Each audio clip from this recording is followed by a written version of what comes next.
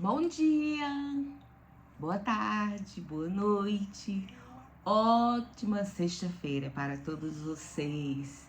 Que Deus abençoe, traga muita paz, muita proteção, que Ele esteja cuidando de vocês como Ele sempre faz. Cuide de nós.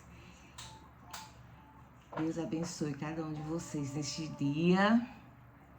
1º de dezembro de 2023, estamos concluindo este propósito de devocional. Eu espero que Deus tenha transmitido através de mim vários ensinamentos, várias reflexões que possa ter te ajudado na caminhada com Ele, que você possa ter um encorajamento, uma vontade de conhecer cada vez mais e ser cada vez mais íntimo de Cristo. Amém? Nosso devocional hoje é o caminho do aprendizado. E com quem poderíamos ter este caminho do aprendizado, se não com o nosso próprio Jesus, com o nosso Salvador? Amém? A gente vai ler em Lucas 9, do versículo 10 ao versículo 17, nós vamos falar da primeira multiplicação de peixes, primeiro milagre da divisão de peixes realizado por Cristo. Amém? Vamos lá. E regressando os apóstolos, contaram-lhe tudo o que tinha feito, e tomando-os consigo, retirou-se para um lugar deserto de uma cidade chamada Betsaida. E sabendo a multidão, o seguiu. E ele os recebeu e falava-lhe do reino de Deus, e sarava os que necessitavam de cura. E já o dia começava a declinar. Então, chegando-se a ele os 12, disseram-lhe: despede a multidão, para que, indo aos campos e aldeias ao redor, se agasalhem e achem o que comer, porque aqui estamos em lugar deserto. Mas ele lhes disse: dá-lhes vocês de comer. E eles disseram: não temos senão 5 pães e 2 peixes, salvo se nós próprios formos comprar comida para todo este povo. Porquanto estavam ali quase 5.000 homens. Disse então aos discípulos, faze-os assentar em grupos de 50 em 50. E assim o fizeram, fazendo-os assentar a todos. E tomando os 5 pães e os 2 peixes, e olhando para o céu, abençoou-os e partiu-os, e deu-os aos seus discípulos para os porem diante da multidão. E comeram todos e saciaram-se, levantaram do que lhes sobejou 12 cestos de pedaços. Amém? Então vamos nos situar aqui no que estava acontecendo. Jesus tinha enviado os discípulos para viagens, tinha os dividido, né? E tinha enviado eles para lugarejos, para que eles pudessem pregar a palavra de Deus e para que pudessem curar enfermos. Jesus já tinha colocado essa autoridade sobre cada um. Eles já tinham recebido o seu ensinamento e Deus colocou na vida deles autoridade para que em nome dele os discípulos curassem outras pessoas. Eles não levaram pão nem dinheiro, mas Deus os proveu e os usou. Mas no retorno, Jesus se retirou com eles. Mas como a grande multidão os seguia, como sempre, onde Jesus estava, uma grande multidão os acompanhava pela sede da palavra, pela sede de aprender cada vez mais. E ali estava também uma grande multidão. E o Senhor os acolheu. Ensinou-lhes sobre o reino de Deus, curou aqueles que estavam enfermos, mas, embora cansados, os discípulos assentaram-se entre a multidão e o escutaram. Quando a luz do sol declinou, provavelmente os estômagos começaram a roncar, né? Havia se passado todo um dia, aquela multidão, os discípulos já tinham chegado cansados das viagens, dos evangelismos, e ali ainda sentaram para ouvir Jesus falar aquela grande multidão e curar aqueles que necessitavam de cura, e já tinha chegado a hora o sinal de que o estômago já estava dando sinais de fome. E diante disso, os discípulos vieram ao Senhor e lembraram-no que estavam em um lugar remoto. Pedro, André e Filipe sabiam que enfrentariam desafios, pois pertenciam àquela região. Sugeriram a Jesus que despedisse a multidão para que pudesse encontrar comida e hospedagem em locais próximos. Mas o Senhor lhes disse: deem vocês mesmos comida a eles. Jesus disse: não vai dispensar ninguém com fome. Vocês vão se encarregar de arrumar comida para essa multidão. Imagina, você, como Pedro, André e Filipe, conheciam a região, sabia que era um lugar difícil de comida, e Jesus dá essa ordem. E eles, meu Deus, e agora? Como é que a gente vai fazer? Como é que a gente vai dar comida? Essa grande multidão, se aqui só temos 5 pães e 2 peixes, como vai ser isso? Que tipo de divisão vai ser essa?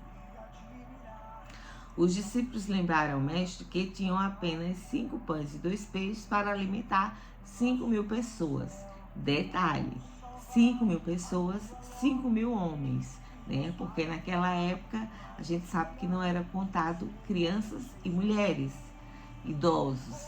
Então, 5.000 homens, fora crianças e mulheres. Então, era muito mais, né?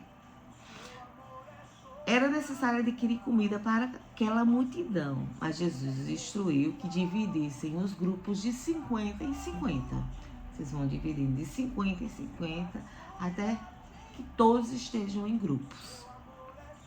Quando eles fizeram toda aquela divisão, eles obedeceram sem contestar, apesar de ter uma interrogação bem grande de como seria, mas eles não queriam contestar ao Senhor. Então, quando Jesus viu que todos estavam sentados, ele realizou o milagre da multiplicação. E todos comeram até se satisfazer. Sabe o que é comer até se satisfazer? É comer tanto até se saciar sem ter o pecado da gula. Comer até estarem satisfeitos, até que sanassem sua fome.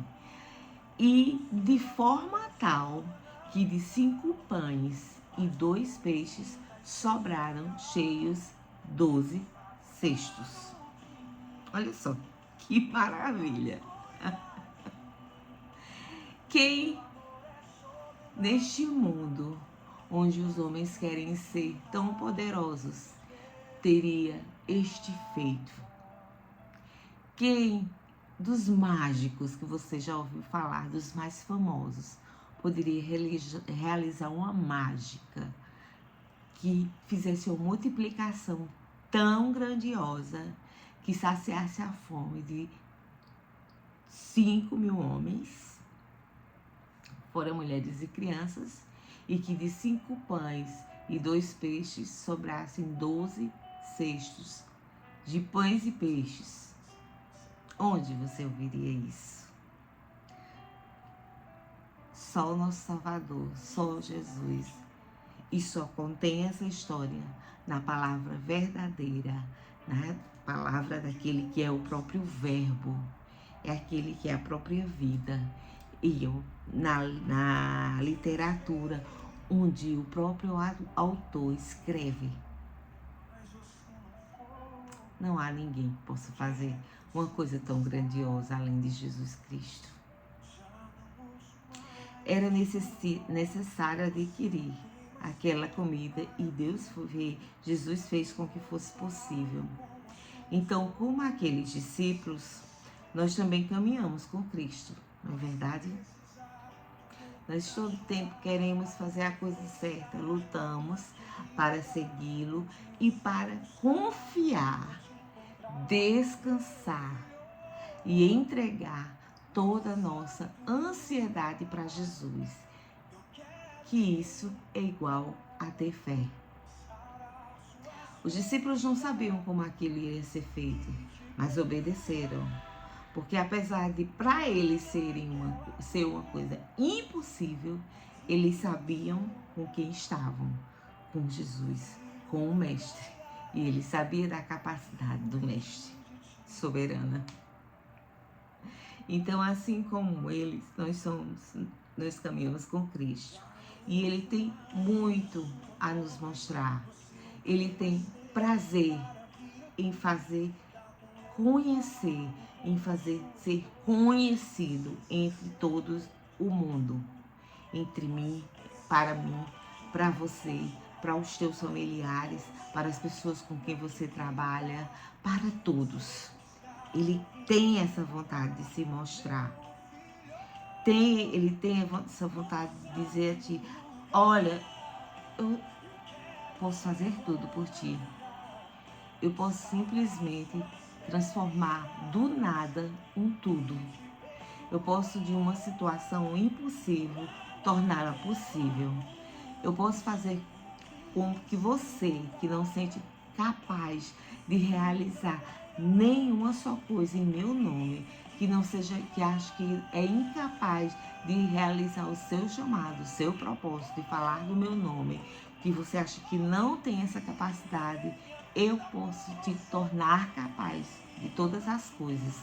Basta somente que tu creias em mim, tenha fé, sente-se, me obedeça e espera que o mais eu farei por ti, pelos teus amigos, pelos teus inimigos, porque mesmo que não procuremos, eles existem por alguma razão, pela alguma força espiritual ruim do diabo, ela existe. Essa inveja, esses pensamentos ruins de algumas pessoas sobre tua vida, sobre minha vida, eu posso transformá-las também, torná-las pessoas totalmente regeneradas.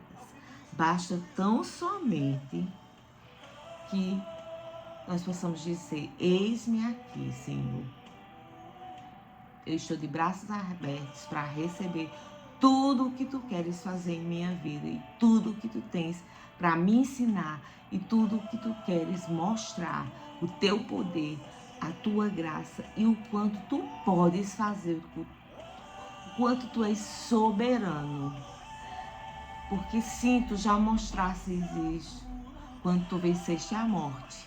Após 3 dias tu ressuscitaste e mostraste que tu fosse o único e jamais haverá outro que irá vencer a morte. Não sei se você entende das escrituras, mas vou te dizer, haverá um que vai chegar após o arrebatamento da igreja, do corpo de Cristo, daqueles que o obedecem, que vai se passar por Cristo e vai até morrer semelhante a Cristo e vai até ressuscitar depois de 2 dias, só que através de ações malignas, não por milagre, mas por uma encenação, para ele se revelar como quem é. Mas o Cristo, aquele que salva e que pode fazer muito mais para a tua vida, esse só Jesus. Ponha sua vida nas mãos do Senhor, confie nele e ele o ajudará. É essa mensagem que eu deixo para vocês. Que Deus possa continuar abençoando a tua vida grandemente. Coloque ele em primeiro lugar e deixe que ele faça o resto. Você se surpreenderá com o que Deus vai fazer na tua vida. Deus abençoe vocês.